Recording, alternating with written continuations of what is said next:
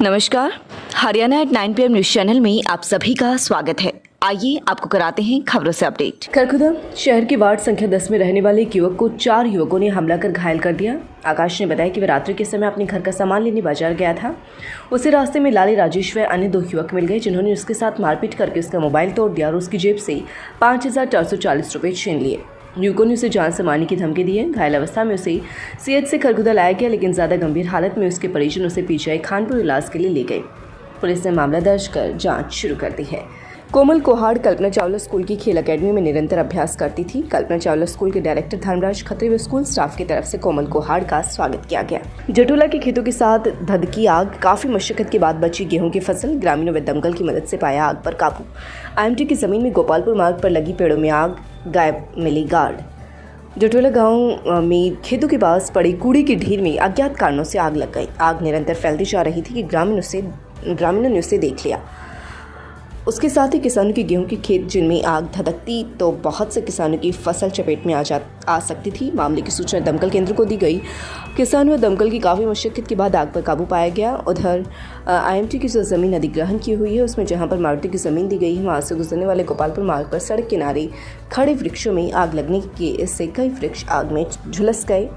HSII DC के गार्डों व अधिकारियों की कई घंटों बाद इसका पता चला, जिसके बाद आग पर काबू पाया गया। IMT के एरिया में आग निरंतर धधकती हुई बढ़ रही थी। काफ़ी धुआं उठा तो अधिकारियों को इसकी सूचना दी गई। The Stanford school affiliated to CBSE New Delhi, Thana Khurd, Kharkhoda, Sonipat.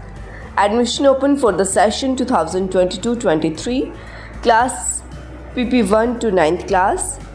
For more information, please contact Kharkhoda रौनक गांव में रविवार को भारतीय किसान यूनियन का ब्लॉक स्तरीय कार्यालय का यूनियन के राष्ट्रीय महासचिव शमशेर सिंह दहिया ने फीता काटकर कार्यालय का उद्घाटन किया। इस अवसर पर काले कृषि कानून को रद्द किए जाने पर बधाई देते हुए शमशेर सिंह दहिया ने कहा कि किसानों के संघर्ष के चलते सरकार इन कानूनों को रद्द कराने के लिए मजबूर हुई है। किसानों को आगे भी सतर्क रहने की जरूरत है। अगर किसान अपनी आवाज़ नहीं उठाएंगे तो किसानों को फिर से कोई न कोई दबाने का काम करेगा। किसान मेहनत के बलबूते पर ज़मीन से सोना पैदा करने का काम करता है, लेकिन यह सरकार किसानों को उनके हक से वंचित कर रही है, जो कि भारत जैसे कृषि प्रधान देश में दुर्भाग्यपूर्ण है। भारतीय किसान यूनियन की तरफ से पहले भी कृषि व किसान की आवाज़ उठाई गई है, वहीं भविष्य में भी किसान को दबाने की कार्यवाही को नहीं होने दिया जाएगा। इस अवसर पर यूनियन के प्रदेश अध्यक्ष दिलबाग सिंह हुड्डा, उपाध्यक्ष आनंद सिंह दहिया, जिला अध्यक्ष जय भगवान, पंडित रमेश खेवड़ा, संजय दहिया, वेद प्रकाश शांतिल, बलजीत रोहताश, बेनीवाल, धर्मपाल दहिया आदि मौजूद रहे। फालतू खर्चा हरियाणा का होया। पंजाब का भी बहुत योगदान था आंदोलन में, ऐसी बात नहीं है। आंदोलन शुरू पंजाब ने किया, शांति का बैठना उड़ा पंजाब ने सिखाया, बढ़िया तरीके से लंगर चलाना पंजाब ने सिखाया। हरियाणा की कड़े पीछे नहीं था, सिर्फ आप एक चीज में पक्ष थे, अपने अड़के चल है, अपने अड़के की चीज जाना है, ले लो ले लो। वो छोटा में जो बात कही थी वो इसी प्रकार की बात बताता मैं आपको। हिसार जिले की, हिसार जिले के अंदर खेड़ी तहसील, खेड़ी चौपटा, तो हर भाई को काफी उसमें जाते हैं, दरिया साहब जाते हैं। खेड़ी चौपटा की तहसील आज 18 दिन हो चुके हैं, उसके ताला लगा रखे, सारे के सारे पर बाहर बैठे हैं, बाहर काट दिए। ये किसकी ताकत है? ये तुम्हारी ताकत है।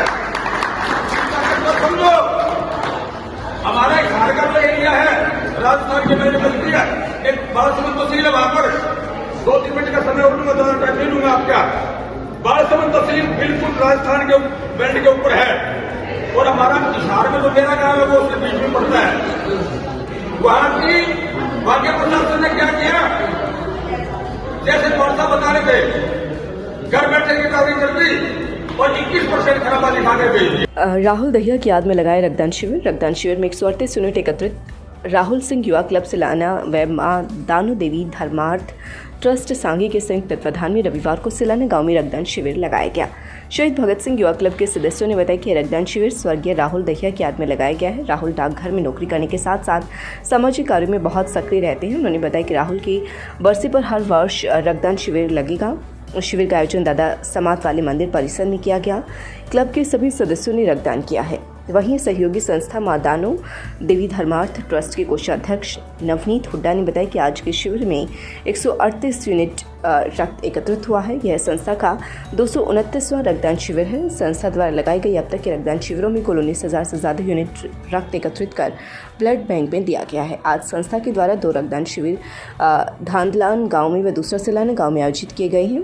लगभग पिछले 1 दशक से संस्था हर सामाजिक कार्य में अपना योगदान देती रही है। इस मौके पर शहीद भगत सिंह युवा क्लब के सदस्य दीपक, प्रदीप, अंकित, उमेश आदि उपस्थित रहे।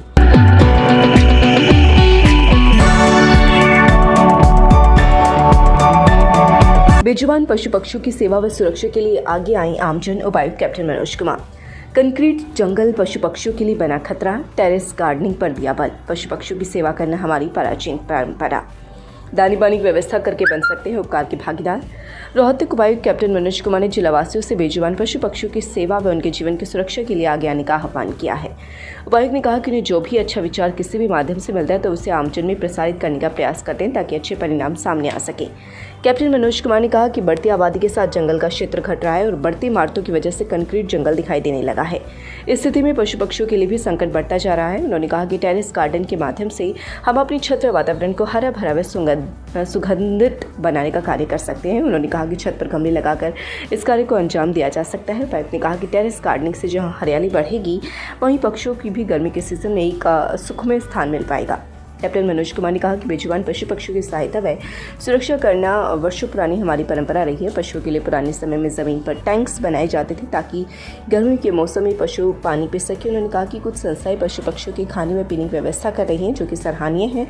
उन्होंने कहा कि पशु पक्षियों के लिए इस तरह का कार्य करके हम उपकार के भागीदार बन सकते हैं। किसानों के लिए फायदे की खबर। सरकार ने बागवानी किसानों के लिए शुरू की योजना। उपायुक्त कैप्टन मनोज कुमार।